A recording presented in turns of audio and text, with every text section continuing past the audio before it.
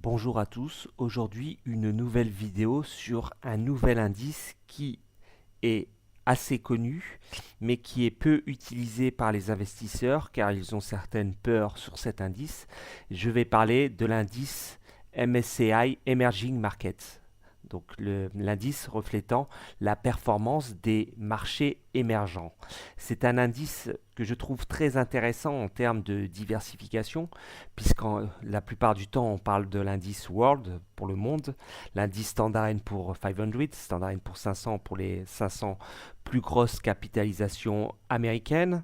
Un peu plus confidentiel, on a l'indice MSCI USA qui regroupe les 500 plus grandes entreprises américaines plus environ 110-120 sociétés de taille moyenne américaine, mais on parle beaucoup moins de l'indice MSCI Emerging Markets, l'indice des pays émergents entre guillemets, même si on va voir que par pays émergent, il y a des réalités qui sont bien différentes entre les pays qui le composent. Donc cet indice, pour récapituler et plutôt pour donner des informations un peu plus étayées, représente 1406 actions. C'est 85% de la capitalisation boursière de 27 pays dits en développement, je dis bien entre guillemets en développement, pour un total de 8000 milliards de dollars aujourd'hui. Alors comment est-ce qu'il est calculé cet indice Emerging Market? Il est calculé proportionnellement à la capitalisation boursière de chaque société qu'il constitue. Donc c'est le même système que pour l'indice Standard Poor's ou l'indice Monde. Donc pour ça, ça ne change rien.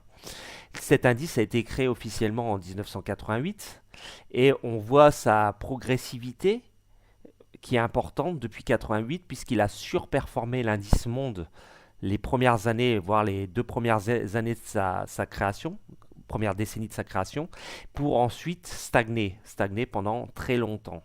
Quand j'appelle stagner, il a rapporté en moyenne sur la dernière décennie 6% et demi, ce qui est bien moindre que l'indice Monde qui a fait environ 12%. Donc quand j'appelle stagner, c'est pour dire par rapport à l'indice de référence, l'indice Monde, il l'a sous-performé. Mais néanmoins, ce qui est intéressant, c'est que sur le long terme, cet indice, c'est-à-dire depuis 98, la performance de cet indice a été en moyenne 30% plus élevée que l'indice Monde. Donc, bien sûr, il y a des critères pour entrer dans cet indice, notamment les sociétés doivent avoir une bonne liquidité, ils doivent être représentatifs du marché financier dans sa globalité, et ils doivent répliquer exactement la performance de l'indice. Alors, qu'est-ce qu'on appelle pays émergent? Attention, on est loin de la définition d'un pays émergent qu'on apprend dans les cours de géographie ou d'économie.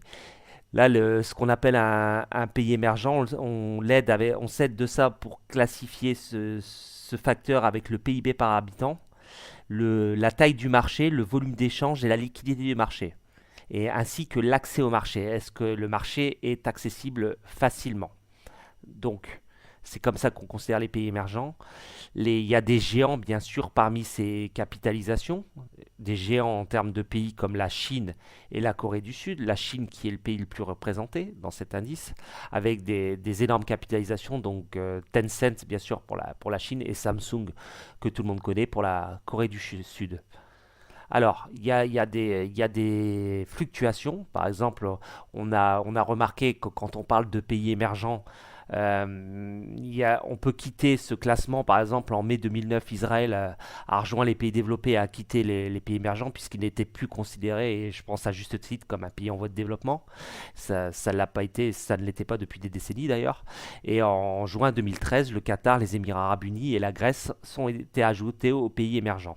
Alors la Grèce, c'est très intéressant puisque c'est un pays d'Europe de l'Ouest, on va dire, mais il y a une telle crise économique depuis plus d'une décennie ils sont tombés en disgrâce et ils sont arrivés parmi les pays émergents. Il y a d'autres pays donc d'Amérique du Sud qui sont représentés comme le Brésil, l'Argentine. Il y a aussi des pays d'Afrique du Nord comme l'Égypte. Donc vous voyez, c'est très diversifié. Ce qui est assez intéressant, c'est que cet indice fait un peu peur aux investissements, mais quand on regarde bien sa structure, il est extrêmement diversifié sur le risque, sur des réalités économiques différentes entre plusieurs continents. Et ce qui est aussi très intéressant, c'est qu'il y a aussi une bonne diversification par rapport au secteur d'activité. C'est-à-dire qu'il n'y a pas d'hypertrophie, par exemple des valeurs technologiques ou des valeurs immobilières. C'est-à-dire que entre les valeurs technologiques qui représentent environ 21% de l'indice, la finance 18%, la grande distribution, la consommation cyclique 17%, on est vraiment bien diversifié. Ça, c'est très intéressant. Alors, la première capitalisation de cet indice, c'est une société taïwanaise, donc Taiwan Semiconductor, qui représente environ 7% de l'indice. Mais bien sûr, ça varie en fonction des performances boursières. Il y a un énorme nombre de sociétés, on l'a vu dans cet indice, mais il y a quand même une grande concentration sur les 5 premières lignes, puisque les 5 premières lignes de cet indice représentent 23% de l'indice.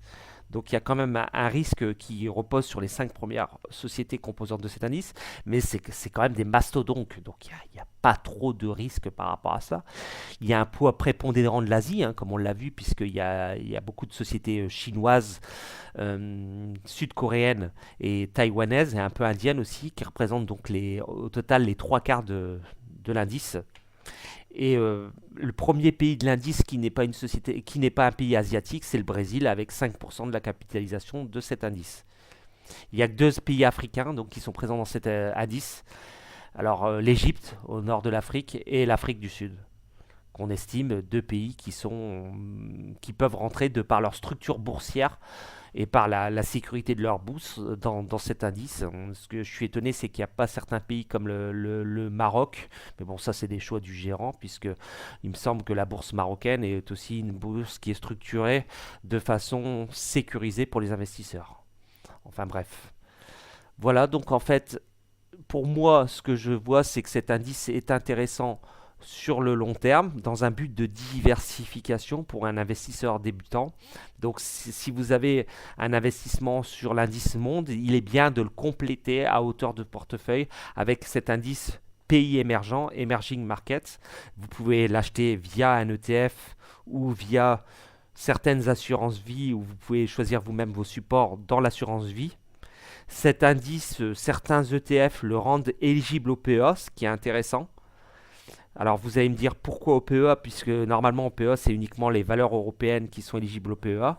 Alors là c'est une astuce, j'y reviendrai plus tard, c'est qu'en fait l'émetteur je vais rentrer un peu dans le technique, l'émetteur de l'indice, l'ETF, peut faire une réplication synthétique de l'ETF en se couvrant avec des valeurs européennes. Alors, c'est compliqué, je vais reprendre, parce que je me suis lancé dans cette explication maintenant. C'est-à-dire qu'en fait, pour pouvoir faire rentrer cet indice marché émergent dans un PEA, il va y avoir une contrepartie de risque de l'émetteur de l'ETF qui va échanger ce risque contre des sociétés européennes. Donc et au final, il rééchangera au moment de la vente sur les sociétés des pays émergents, ce qui permet à l'investisseur d'avoir un portefeuille avec les pays émergents logeable dans son PEA, et au moment de l'achat et de la vente, il y a une contrepartie avec des titres européens, des sociétés européennes qui se revendront. Alors ça ne change rien du tout pour l'investisseur, il ne faut pas en avoir peur, ça donne exactement la même réplication que si c'était hors PEA ou si vous avez pris un ETF physique qui reflétait directement les sociétés des pays émergents. C'est un peu compliqué comme concept, surtout pour les débutants, ça je l'entends bien. J'essaye toujours dans mes vidéos d'être très terre à terre et d'essayer d'être le maximum pédagogue pour pouvoir faire passer le message au niveau de débutants. C'est pour ça que je ne rentre pas dans des considérations ni dans des explications qui peuvent être très techniques. J'essaye toujours de me mettre à la place de quelqu'un qui débute en bourse. Donc à retenir, l'indice émergent, même s'il a moins performé les dernières années, n'oubliez pas que les performances passées ne présagent pas des performances futures. Je trouve que cet indice est intéressant comme point d'entrée puisque les valeurs sont assez décotées dans cet indice et il intervient en complément de l'indice monde dans une part moindre bien sûr dans votre investissement que l'indice monde, puisque c'est quelque chose qui est quand même un peu plus exotique, même si je trouve que c'est intéressant. Voilà, c'est tout pour aujourd'hui. Pour cet indice MSCI Emerging Market, marché émergent. À bientôt, au revoir.